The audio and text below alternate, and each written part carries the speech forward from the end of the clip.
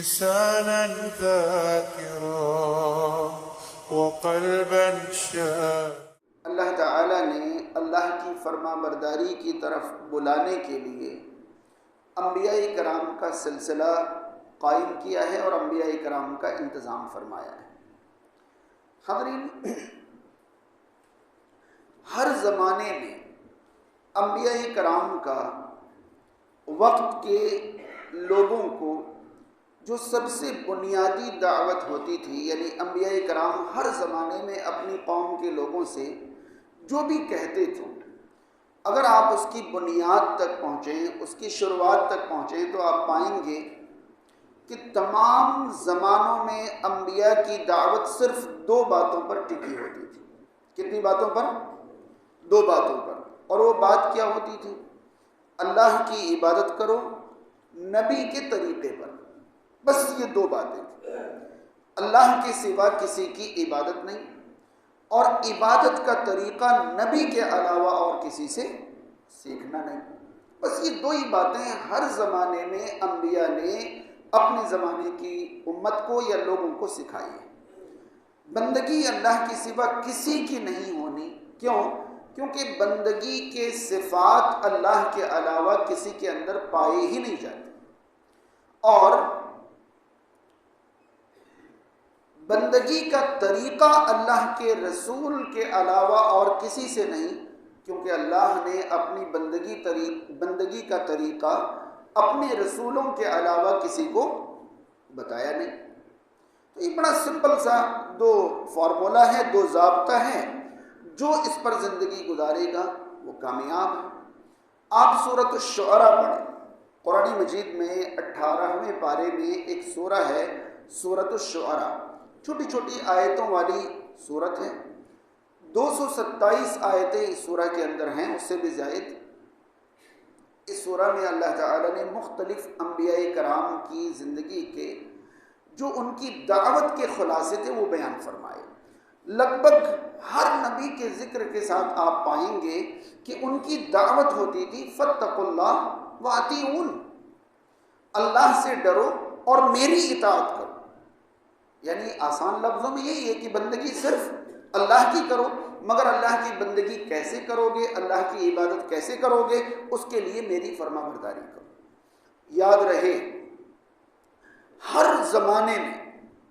زمانے میں جب انبیاء کرام کی زندگی گزر گئی تو انبیاء کی امت دھیرے دھیرے عبادت اور اطاعت سے دور ہوتی چلی گئی۔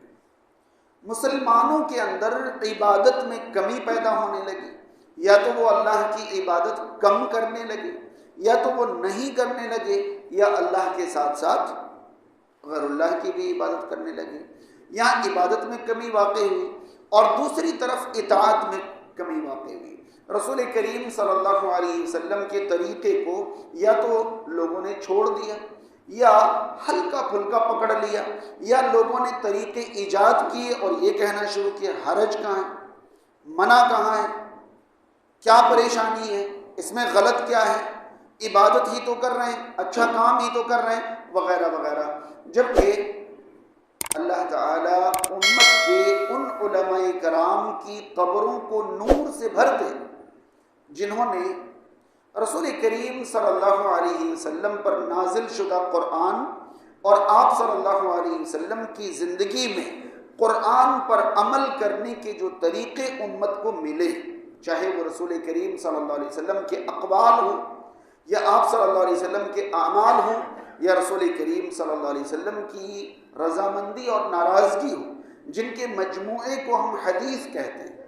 امت کے علماء کرام نے قرآن اور حدیث کو سامنے رکھ کر شریعت کے ایسے اصول، ایسے قاعدے، ایسے ضابطے، ایسے قوانین بیان فرما دیے کہ ان قوانین پر چلتے ہوئے امت کبھی گمراہی کی طرف نہیں جا سکتی تھی۔ لیکن اس کے باوجود لوگوں نے ان قوانین کو مانتے ہوئے امت کا ان قوانین پر، ان اصولوں پر اجماع ہے، پھر بھی مانتے ہوئے ان اصولوں کی مخالفت کی اور دلائل اس طرح مستنبط کیے کہ مختلف بدعات شریعت کے نام پر معاشرے میں رائج ہو گئے۔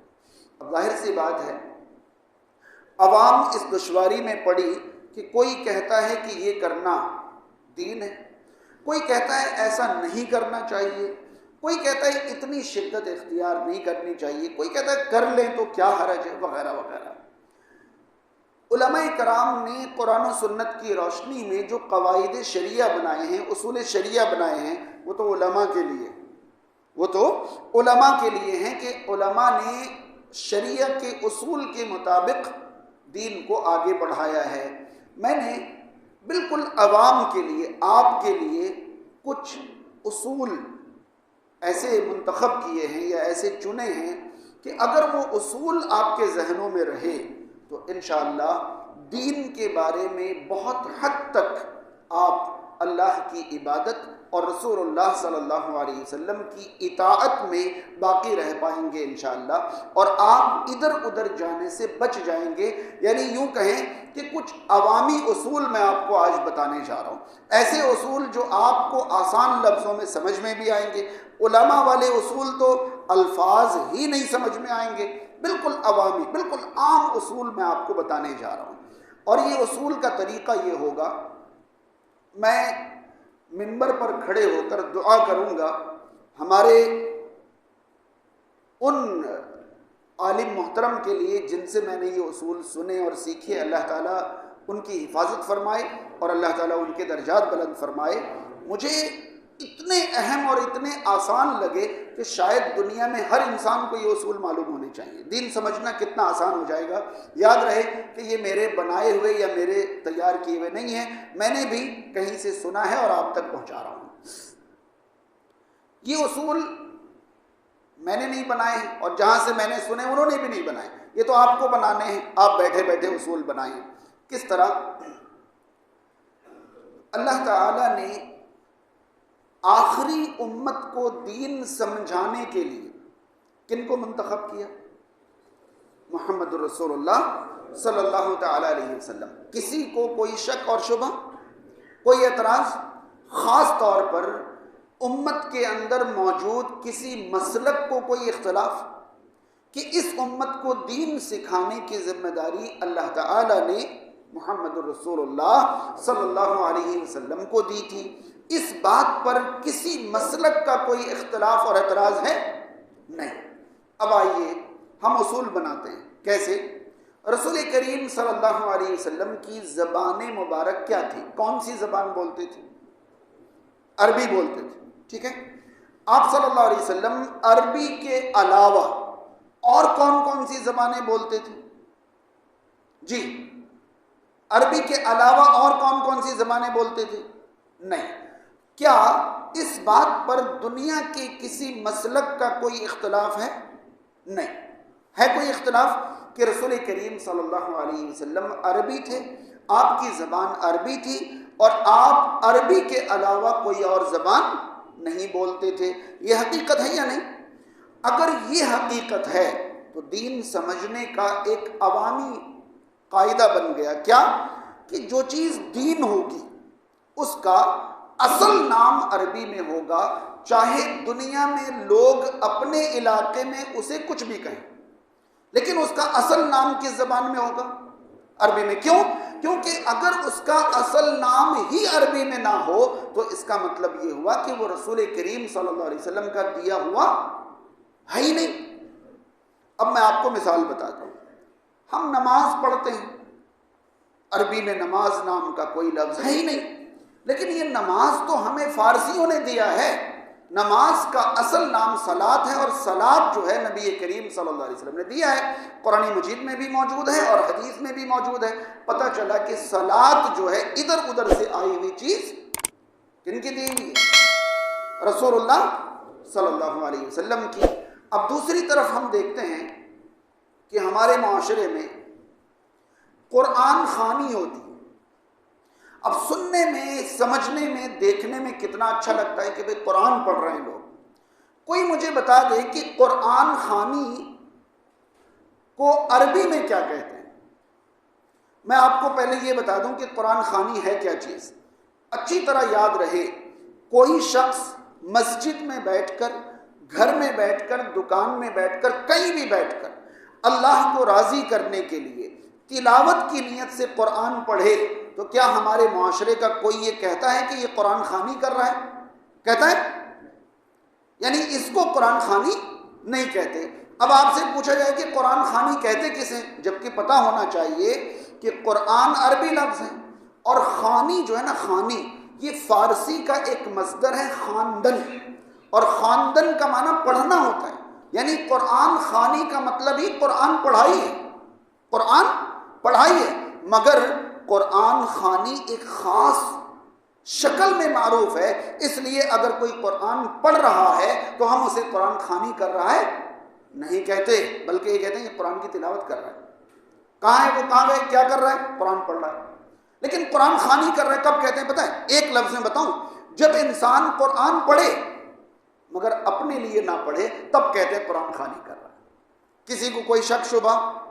پھر سے بتا دوں کہ جب انسان قرآن پڑھے مگر اپنے لیے نہ پڑھے، اب میں کچھ بھی کہہ سکتا ہوں، بھاڑے پر پڑھے، احسان پر پڑھے، اجرت پر پڑھے یا بخشنے کے لیے پڑھے، کچھ بھی، یعنی اپنے لیے نہیں کسی اور کے لیے پڑھے، تب ہم کیا کہتے ہیں؟ یہ کیا کر رہا ہے؟ قرآن خوانی۔ اب میرا معصوم سا سوال ہے کہ کسی اور کے لیے قرآن پڑھنے کو عربی میں کیا کہتے ہیں؟ بتائیے، کوئی بھی مجھے بتائے کہ بھئی اپنے لیے قرآن پڑھنے کو تو عربی میں تلاوت قرآن کہتے ہیں، قرات قرآن کہتے ہیں۔ میں نے پہلے ہی بتایا کہ میں یہاں بیٹھ کر قرآن پڑھوں گا، کوئی یہ تو نہیں کہے گا نا قرآن خوانی کر رہا ہے، وہ تو تلاوت قرآن ہے، اس کا لفظ تو قرآن میں موجود ہے، وہ تو قرات قرآن ہے، اس کا لفظ قرآن اور حدیث میں موجود ہے۔ کسی اور کے لیے قرآن پڑھنے کو عربی میں کیا کہتے ہیں بتائیے؟ خیر، ہمارے معاشرے میں تیجا، 10واں، 20واں، 40واں، سماہی، 6 ماہی، برسی، یہ سب چیزیں چلتی ہیں۔ ان سب چیزوں کا عربی میں نام کیا ہے کوئی یہ بتا دیں؟ بھئی کوئی نام تو ہوگا۔ تیجا کو عربی میں کیا کہتے ہیں؟ اور یاد رہے، کوئی ڈکشنری اٹھا کر عربی بنا کر اگر مجھے بتا دے گا کہ تیجا کو عربی میں یہ کہتے ہیں تو پھر میرا اگلا سوال ہوگا کہ یہ لفظ قرآن اور حدیث میں کہاں ہے؟ کیونکہ عربی ڈکشنری تو اسلام نہیں ہے نا، اسلام کہاں ہے؟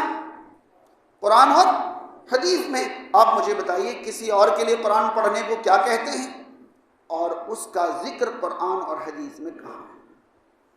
تیجا کو عربی میں کیا کہتے ہیں، 10واں کو عربی میں کیا کہتے ہیں، 20واں اور 6 ماہی اور سماہی کو کیا؟ یہ سب فارسی الفاظ ہیں۔ آپ کو نہیں لگتا یہ کدھر سے آئی ہوئی چیزیں ہیں؟ بھائی تیجا، تیسرے دن جو عمل ہو اس کو تیجا کہتے ہیں اور یہ لفظ فارسی ہے، تو کیا مطلب دین فارس میں نازل ہوا؟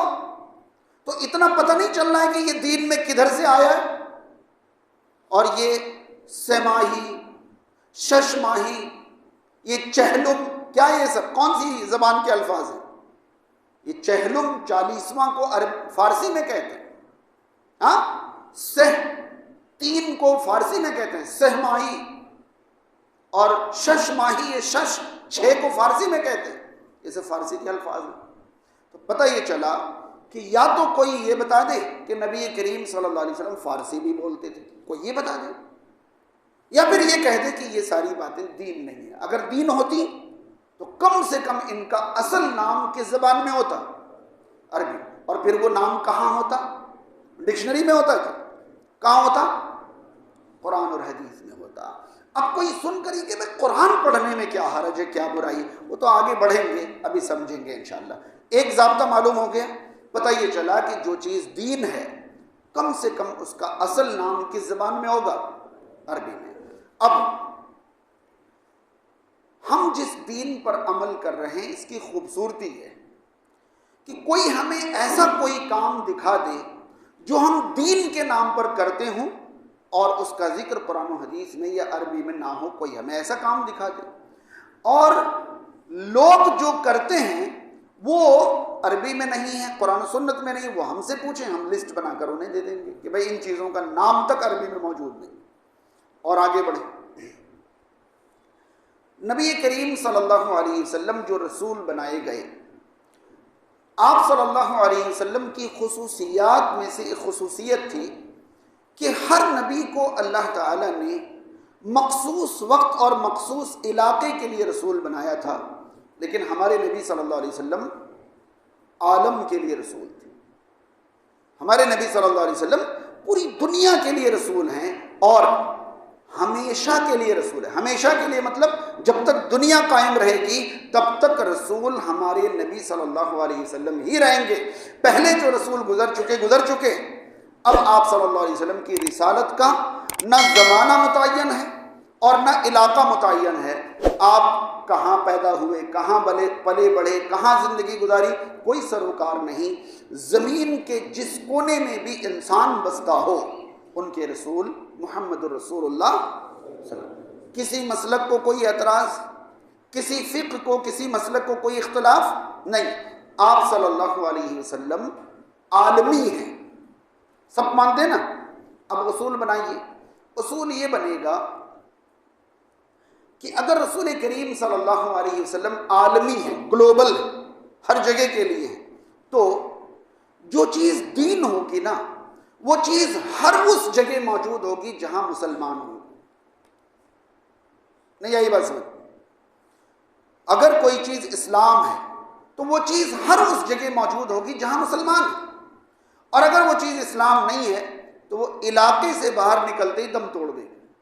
پتہ چلا کہ یہاں ہے تو پورب میں نہیں ہے، پورب میں ہے تو پچھم میں نہیں ہے، پچھم میں ہے تو اتر میں نہیں، اتر میں ہے تو دکشن میں نہیں، ہندوستان میں ہے تو عرب میں نہیں، عرب میں ہے تو یورپ میں نہیں.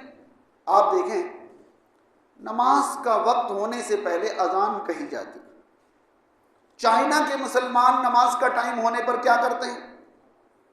اذان کہتے ہیں. افریقہ کے مسلمان نماز کا وقت ہونے پر کیا کہتے ہیں؟ اذان کہتے ہیں. یورپ کے مسلمان نماز کا وقت ہونے پر کیا کہتے ہیں؟ اذان کہتے ہیں. ہندوستان، پاکستان، بنگلہ دیش اور جہاں کہیں بھی مسلمان ہیں، جیسے نماز کا وقت ہوگا کیا کریں گے؟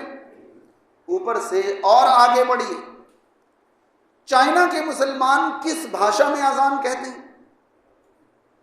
عربی میں.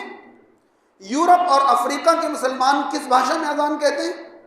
ارے میں نے تو کچھ ویڈیوز دیکھی اذانوں کی، چائنا کے لوگوں کی زبان نہیں پلٹتی، وہ اللہ اکبر نہیں کہہ پاتے، مگر ان کا انٹینشن اور ان کی نیت اللہ اکبر کہنے کی ہوتی ہے. چاہے وہ ادا کر سکیں یا نہیں کر سکیں، مگر وہ چائنیز میں چوں پوں کر کے اذان نہیں بول دیتے، بولیں گے عربی میں. دین ہے، بدل نہیں سکتے. چاہے انگریز ہوں، چاہے چائنیز ہوں، چاہے جاپنیز ہوں، چاہے عرب ہوں، چاہے عجم ہو، کوئی بھی ہو، اذان دین ہے. اذان ہی کہی جائے گی، عربی میں ہی کہی جائے گی. آپ اذان کھڑے ہو کر کہتے ہیں یا بیٹھے لیٹے؟ کیسے کہتے ہیں؟ کھڑے ہو کر. تو اذان کہنا نہیں، کھڑے ہو کر اذان کہنا دین ہے. آپ جائیے دنیا کے کسی بھی کونے میں کوئی مؤذن اذان کہہ رہا ہوگا تو کیسے کہہ رہا ہوگا؟ کھڑے ہو کر ہی کہہ رہا ہوگا. آپ نہیں دیکھیں گے دنیا کے کسی کونے میں کوئی لیٹ کر اذان دے رہا ہے، کوئی بیٹھ کر اذان دے رہا ہے. جی نہیں، کیونکہ آپ صلی اللہ علیہ وسلم نے حکم فرمایا تھا، قم یا بلال فنادی بالصلاۃ، کھڑے ہوئیے اور اذان کہیے. تو کھڑے ہو کر اذان کہنا. یہاں تک کہ رسول کریم صلی اللہ علیہ وسلم کے مؤذن کی ایک عادت تھی کہ وہ اذان کے وقت اپنی انگلیاں کانوں میں ڈال لیتے تھے. تو آپ دیکھیں گے کہ لازمی حکم نہ ہونے کے باوجود اکثر دنیا کے کسی بھی علاقے کے مؤذن کو آپ دیکھیں گے کہ وہ کانوں پر انگلی رکھ لیتے ہیں، چاہے وہ ایسے رکھ لیں، چاہے وہ ایسے رکھ لیں، جیسے بھی رکھ لیں، مگر رکھ لیتے ہیں. جبکہ یہ کوئی لازمی حکم نہیں ہے، اگر نہ رکھا جائے تو کوئی مسئلہ نہیں ہے، لیکن پھر بھی رکھتے ہیں. حی علی الصلاح میں داہنی طرف، حی علی الفلاح میں بائیں طرف سر گھمانا شریعت کی تعلیم ہے. چائنا میں بھی ہوتا ہے، جاپان میں بھی ہوتا ہے، افریقہ میں بھی ہوتا ہے، امریکہ میں بھی ہوتا ہے، عرب میں بھی ہوتا ہے اور ہندوستان میں بھی ہوتا ہے. ہر جگہ شریعت ہے. اس کے بعد آپ دیکھیں گے کہ ہر وہ چیز جو بدعات میں سے، جیسے جیسے آپ ضلع بدلتے جائیں ویسے ویسے یا تو وجود ہی ختم ہو جائے گا یا طریقہ بدل جائے گا. وہاں کچھ اور ہو رہا ہے، وہاں کچھ اور ہو رہا ہے، وہاں ہو رہا ہے، وہاں نہیں ہو رہا ہے، وہاں پتہ ہے، وہاں پتہ بھی نہیں، وغیرہ وغیرہ. یہ چیزیں اگر کوئی دین کہہ کر رائج کرے تو یہ دین کیسے ہو سکتی ہے؟ دین جو ہے وہ عالمی ہے، کیونکہ ہمارے رسول صلی اللہ علیہ وسلم کیا تھے؟ عالمی تھے، عالمی تھے. اب اور آگے بڑھیں.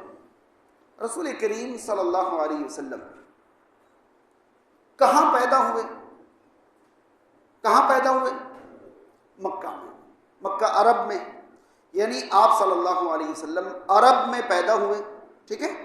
مکہ شہر میں آپ کی عمر شروعاتی گزری، 40 سال کی عمر میں آپ رسول بنے، اور پھر 13 سال یعنی 53 سال تک آپ مکہ میں رہے، اور 53 کے بعد 10 سال آپ صلی اللہ علیہ وسلم کی زندگی کہاں گزری؟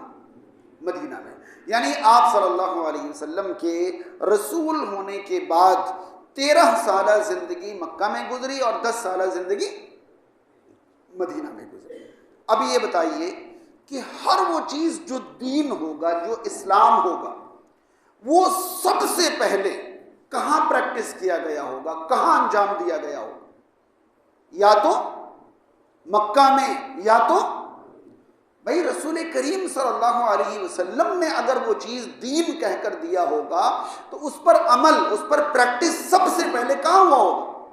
جہاں آپ کی زندگی گزری، یا تو مکہ میں، یا تو بغداد سے دین آ رہا ہے صاحب، ہاں بریلی سے دین آ رہا ہے، اجمیر سے دین آ رہا ہے، کچھوچھا سے دین آ رہا ہے، اور دیوبند سے دین آ رہا ہے، اور نہ جانے کہاں کہاں سے دین آ رہا ہے۔ تو کیا رسول کریم صلی اللہ علیہ وسلم نے کچھ مہینے ادھر بھی گزارے تھے کیا؟ بھائی کسی مسلک کا کوئی اختلاف ہو تو وہ بتائیں کہ رسول کریم صلی اللہ علیہ وسلم کی رسالت والی زندگی، نبوت والی زندگی کہاں گزری؟ کوئی پوچھے کہ سب سے پہلے اذان کہاں کہی گئی تو بتائیں گے لوگ کہ مسجد نبوی میں، مدینہ میں کہی گئی۔ سب سے پہلے روزہ کہاں رکھا گیا، سب سے پہلے قربانی کہاں کی گئی، سب سے پہلے ساری چیزیں بتائیں گے کہ امت محمدیہ کے یہ دین والے عمل سب سے پہلے کہاں ہوئے، تو آپ پائیں گے کہ یا تو مکہ میں ہوئے یا تو مدینہ۔ مگر یہ دین کے نام پر جو پورا بازار گرم، یہ سارے کے سارے کام شروعات کہاں سے ہوئے؟ تو کوئی کوفہ سے، کوئی بغداد سے، کوئی کہاں سے، کوئی کہاں سے، کوئی کہاں سے۔ یہ دین کیسے ہو سکتے؟ اگر یہ دین تھے تو پھر صحابہ کرام کو ان چیزوں کا پتہ کیوں نہیں تھا؟ بات سمجھ میں آ رہی ہے؟ اب یہ کتنا آسان اصول ہے کہ اگر کوئی چیز دین ہے تو اس کی شروعات یعنی پہلی بار اس پر عمل یا تو مکہ میں ہوا ہوگا یا تو ہے یا نہیں ہے۔ اور آگے بڑھیے، نبی کریم صلی اللہ علیہ وسلم کب پیدا ہوئے، کب رسول بنے، کب وفات پائے، ڈیٹ کے اعتبار سے، تاریخ کے اعتبار سے نہ صحیح لیکن زمانے کے اعتبار سے تو کنفرم ہے نا۔ بھائی ڈیٹ کون سی تھی، تاریخ کون سی تھی، اس میں اختلاف ہے، لیکن ہاتھی والے سال پیدا ہوئے یہ تو کنفرمڈ ہے نا۔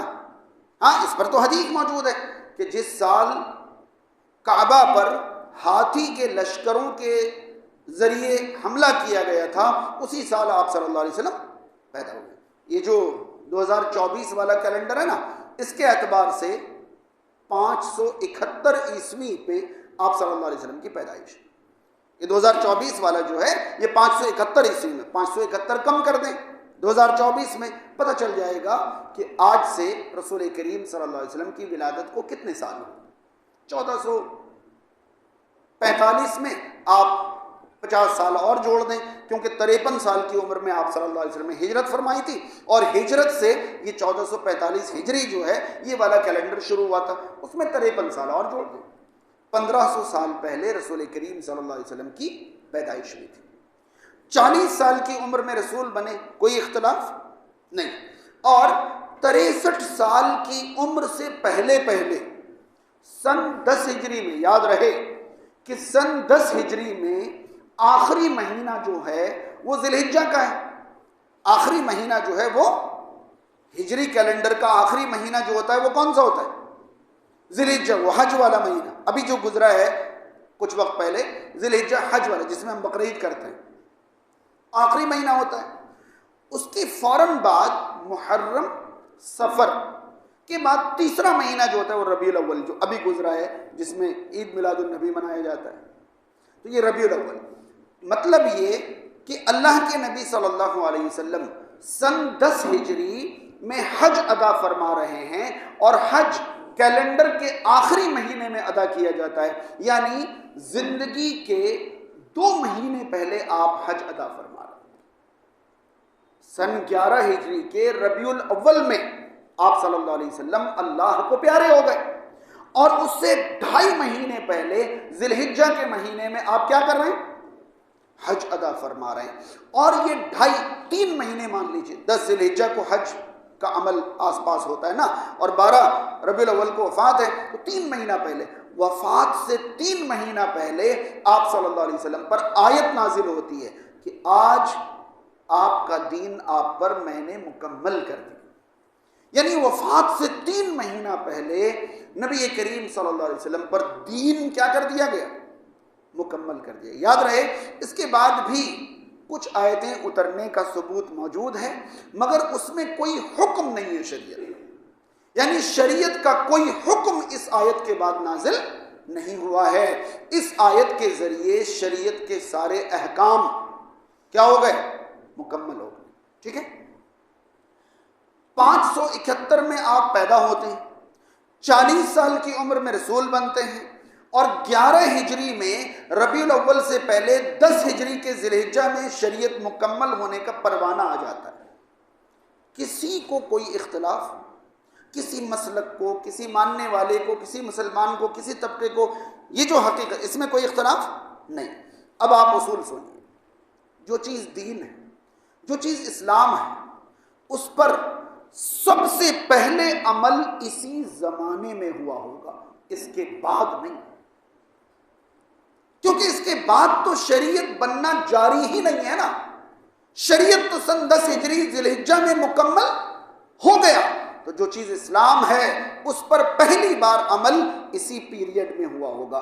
40 سال کی عمر سے لے کر ذی الحجہ کی 10ویں تاریخ سے پہلے اسی دوران اس پر کیا ہوا ہوگا؟ سن 60 ہجری میں نبی کریم صلی اللہ علیہ وسلم کی وفات کے 50 سال کے بعد ایک دردناک واقعہ پیش آتا ہے، آپ صلی اللہ علیہ وسلم کے نواسے کی شہادت کا، مگر اس سے 50 سال پہلے شریعت کیا ہو چکی ہے؟ پوری ہو چکی، مکمل ہو چکی ہے۔ اب وہ تاریخ کا ایک دردناک اور افسوسناک واقعہ ہے، مگر اس واقعے سے اسلام میں کوئی حکم یا کوئی منع بڑھنے والا نہیں ہے۔ اب کوئی تعزیہ کا حکم اسلام میں ایڈ نہیں ہو سکتا، کیونکہ اسلام تو 51 سال پہلے مکمل ہو چکا ہے۔ بات سمجھ میں آ رہی ہے؟ اب لوگ آگے واقعات ہوتے جا رہے ہیں اور دین میں اضافہ کرتے چلے جا رہے ہیں، آج تک لگے ہوئے ہیں۔ جگہ جگہ شریعت بنانے کی فیکٹری ڈلی ہوئی ہے، وہاں سے شریعت بنتی ہے اور پروڈکشن کے طور پر امت میں لانچ کر دیا جاتا ہے کہ آج سے یہ بھی شریعت ہے، آج سے پہلے یہ شریعت نہیں تھی، اب شریعت ہے۔ اب آنے والے دنوں میں دیکھیے کیا کیا چیزیں شریعت کے نام پر رائج ہوتی رہیں گی۔ خیر، ہمارے لیے بڑا آسان سا ضابطہ یہ ہے کہ جس چیز کی شروعات عہد رسالت میں، آسان لفظوں میں کہیں عہد رسالت میں، یعنی رسول اللہ صلی اللہ علیہ وسلم کے زمانے میں ہوئی ہوگی، وہ چیز ہمارے لیے کیا ہے؟ اسلام ہے۔ اس سے پہلے اگر ہوئی ہے تو رسول کریم صلی اللہ علیہ وسلم سے صداقت چاہیے۔ کیا چاہیے؟ صداقت۔ اور اگر اس کے بعد ہوئی ہے تو وہ اسلام ہی نہیں۔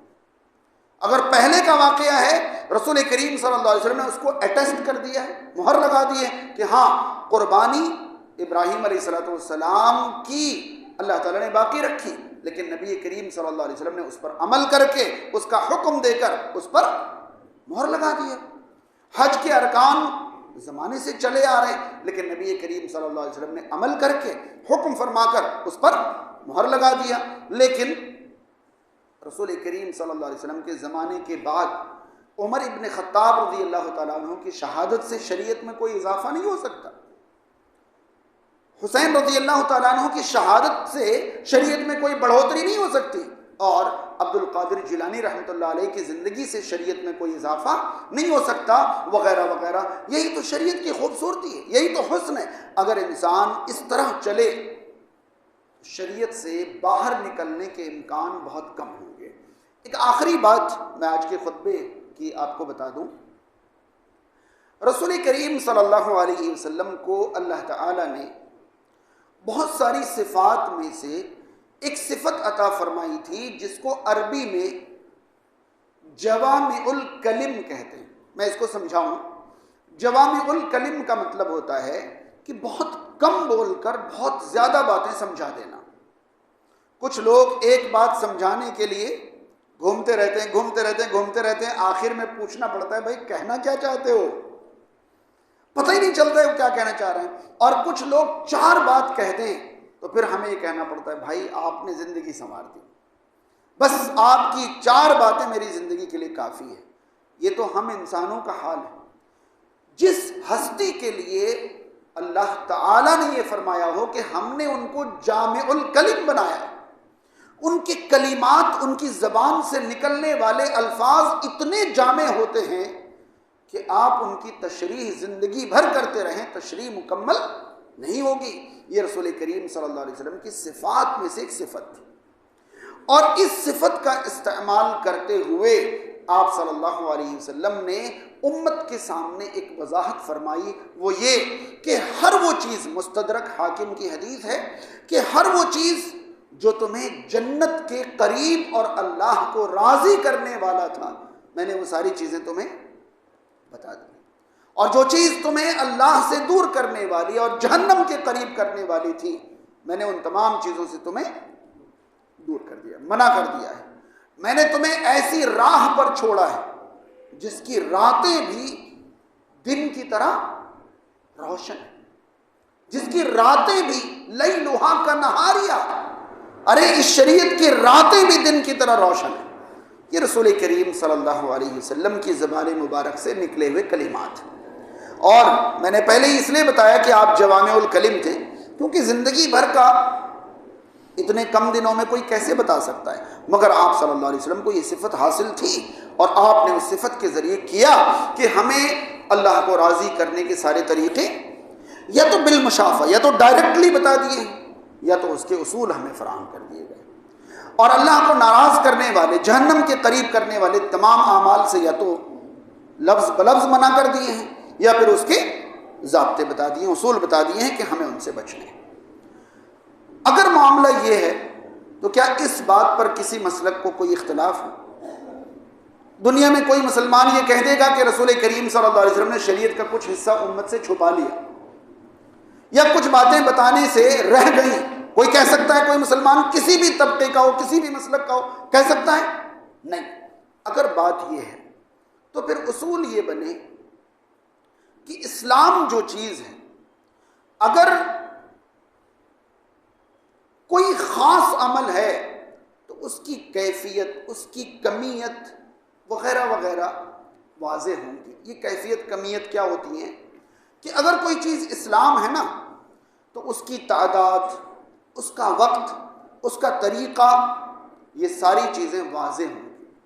اور اگر کوئی چیز اسلام نہیں ہے اور اسلام کے نام پر رائج کر دی ہے تو یہ کیفیت، کمیت اور وغیرہ وغیرہ جو ہے نا یہ مبہم ہوں گی، پوشیدہ ہوں گی. بات سمجھ رہے ہیں؟ میں ایک مثال دیتا ہوں. جمعہ کی نماز شریعت ہے یا نہیں؟ شریعت ہے. عید کی نماز شریعت ہے یا نہیں؟ شریعت ہے. اب اس میں کیفیت، کمیت وغیرہ میں ایک مثال دیتا ہوں. عید کے دن ایک مسلمان کو کیا کرنا چاہیے؟